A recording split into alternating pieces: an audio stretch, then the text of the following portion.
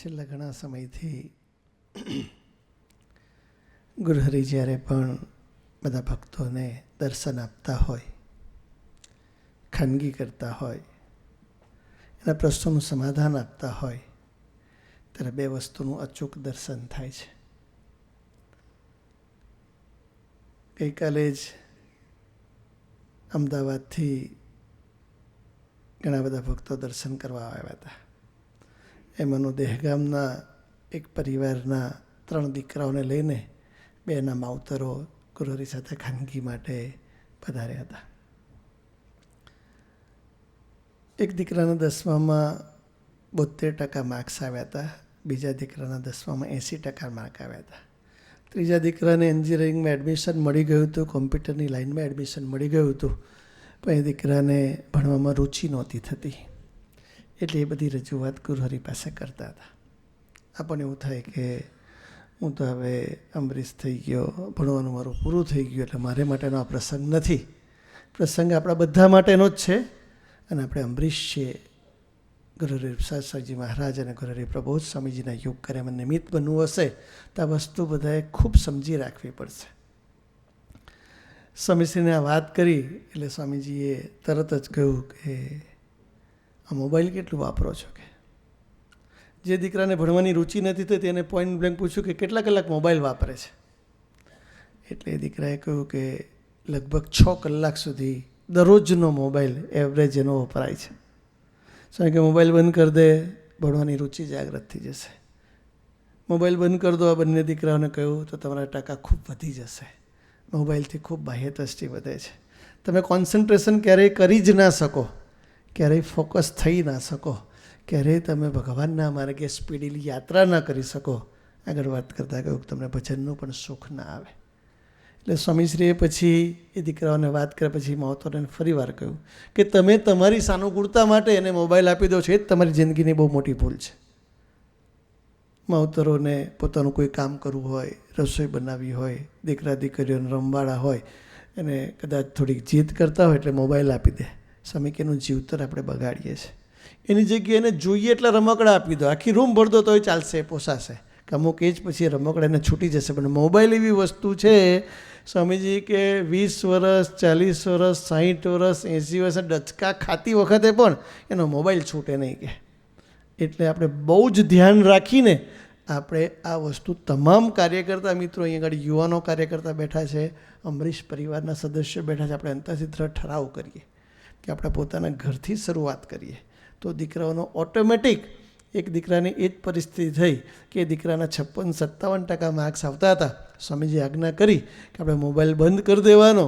એનો એકદમ રેસ છે ને 75% સુધી પહોંચી ગયો.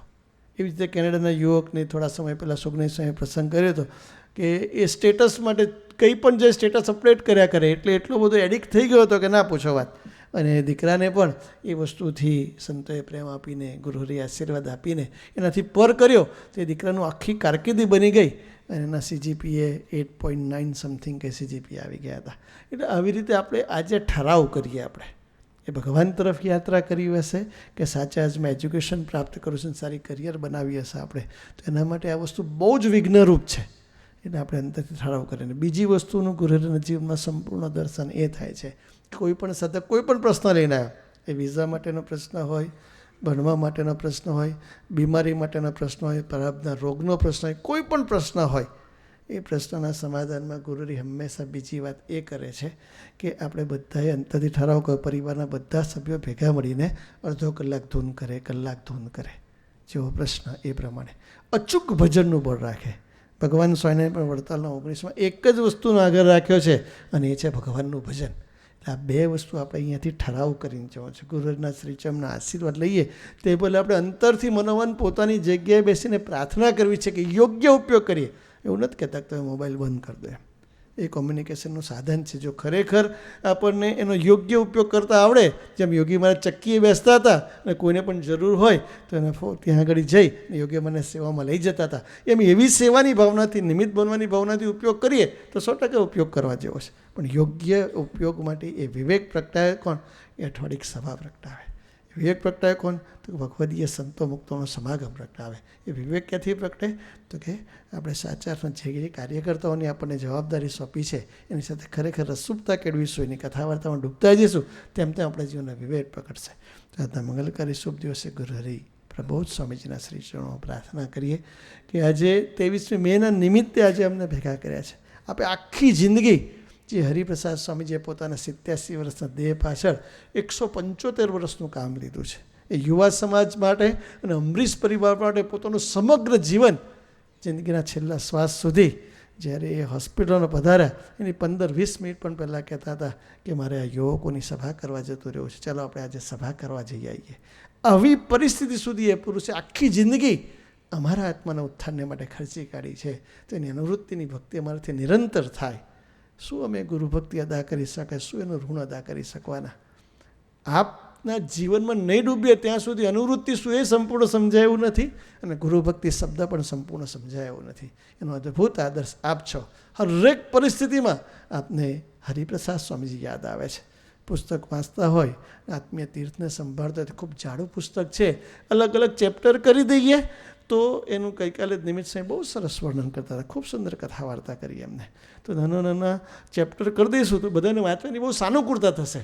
એ સાનુકૂળતામાં પણ હરિપ્રસાદ સ્વામી પ્રત્યેની ગુરુભક્તિ એમની સમાયેલી હોય છે. એવા કોઈ પણ પરિસ્થિતિમાં 5 મિનિટ પણ રૂમમાં હોય તો હંમેશા એ લેપટોપ ખોલી અને હરિપ્રસાદ સ્વામીજીની કથા વાર્તા કે હરિપ્રસાદ સ્વામીને જીવનમાં ડૂબેલા હોય. ગઈકાલે જ હરિશરણ સ્વામી અને મિલિંદભાઈ 25-30 બધા સદભાવવાળા મુક્તો કે જેને ખૂબ સુંદર સેવા, હમણાં જ આપણે 7મી જાન્યુઆરીએ જે અંકલેશ્વરની નજીક આપણે જે હાઈવે પર સમયો કર્યો, નિમિત્ત બનેલા બધા ભૂલકાઓને લઈને આવ્યા હતા.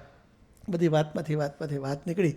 હરિશરણ હમણાં વિચરણમાં ગયા, તેમને મિલિંદભાઈએ પ્લાનિંગ કર્યું કે સ્વામીની વાતો બધા આ ચાતુર્માસ દરમિયાન ખૂબ સારી રીતે વાંચે અને બધા એમાં ડૂબે.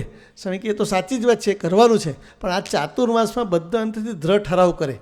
આ વાત એટલા માટે કહું છું કે આપણે પણ એવો ઠરાવ કરવો છે કે આ ચાતુર્માસ દરમિયાન અનિર્દેશી અમૃત જે પુસ્તક છે, જે હરિપ્રસાદ સ્વામીજીની કથા વાર્તાનું અદ્ભુત પુસ્તક છે, જે ગુરુહરિએ પોતે લખ્યું છે, અદ્ભુત ગુરુભક્તિ અદા કરી છે, કે આ 4 મહિના દરમિયાન હરિપ્રસાદ અમૃતનું અચૂક બધાએ એનું પારાયણ કરવાનું છે, એનું વાંચન કરવાની એ આજ્ઞા સ્વામીજીએ ગઈકાલે જ હરિશરણ સ્વામી અને મિલિંદભાઈને કરી. તો આપણે એવો ઠરાવ કરીએ કે આ ચાતુર્માસ દરમિયાન અનિર્દેશી અમૃતનું સંપૂર્ણ આપણે પારાયણ કરી લઈએ અને હરિપ્રસાદ સ્વામીના જીવને ડૂબીએ અને એની અનુવૃત્તિની સાચી ભક્તિ કરીએ. એ સાચા 23મી ઉજવી કહેવાય. આજના મંગલકારી શુભ દિવસે જે હંમેશા અનિર્દેશી અમૃતમાં જ જીવે છે, આપણને સૌને અનિર્દેશી અમૃતમાં ડૂબાડવા માટે જેનું ધરતી પર પ્રાગટ્ય છે, એટલે જ હરિપ્રસાદ સ્વામીએ સર્વોત્તમ આપણા પર કરુણા વરસાવી હોય તો પ્રભુ સ્વામીજીની ગોદ આપણને આપી છે, અને એમને નિરંતર આપણને હરિપ્રસાદ સ્વામીજીને ભગવાન સ્વામીના ડૂબાડેલા રાખવા છે.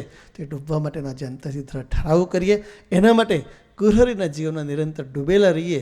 એ માટે મહારાજને સ્વામી મને આપણને સૌને ખૂબ ખૂબ બળબુદ્ધિને શક્તિ આપે, એ જ પ્રાર્થના. સજાન સ્વામી મહારાજની જય. આજે મંગલકારી શુભ દિવસે સાચા 23મી મે અમારી પોતાની બને એવા કોઈ રૂડા આશીર્વાદ ગુરુહરિએ આપણને અનુગ્રહ કરીને પ્રદાન કરે. સ્વામીજી, અમે તો ચરોતરમાં મોટા થયેલા છે. લગ્ન, મરણ, જન્મ, હાઈકોર્ટ, દવાખાનું, છઠ્ઠું ઇલેક્શન, એ અમારા જિંદગીની પ્રાયોરિટી છે. એ પ્રાયોરિટીમાંથી અમારા જિંદગીની સાચી પ્રાયોરિટી ભગવાન બની જાય, સાચી પ્રાયોરિટી ગુરુહરિ સ્વામી મહારાજ બની જાય, અને સાચી પ્રાયોરિટી અમારા જીવનની સાચા હાથમાં ગુરુહરિનું જીવન બની જાય. એવા કોઈ કરોડા આશીર્વાદ આપો. વર્ષોની ઘરેડ છે, વર્ષોથી એ રીતે જીવતા આવ્યા છે, પણ એ ઘરેડ બદલવા માટેની આપની તપશ્ચર્યા છે. એ ઘરેડ બદલવા માટે હરિપ્રસાદ સ્વામી 87 વર્ષ સુધી કારમીને કઠિન તપશ્ચર્યા કરી છે. એ ભેડા તરફ, એ ઘરસ તરફ, એ કરુણા તરફ અમારી નિરંતર નજર રહે. કરુણા આશીષ પ્રદાન કરે. ગુરુહરિ પ્રભુ.